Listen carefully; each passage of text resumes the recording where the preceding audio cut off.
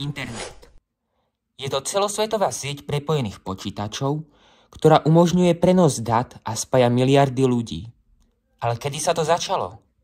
Poďme to zistiť. V 60. rokoch 20. storočia spustila americká agentúra ARPA projekt ARPANET s cieľom vytvoriť decentralizovanú sieť, odolnú voči výpadkom napríklad pri vojenských konfliktoch a podobne.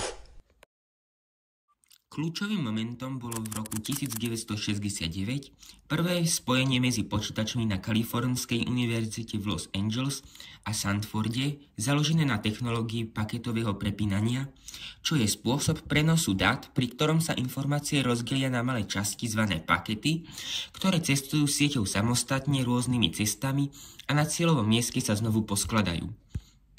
A neskôr, v roku 1983, umožnilo zavedenie protokolov TCP/IP, prepojenie rôznych sietí do globálneho internetu.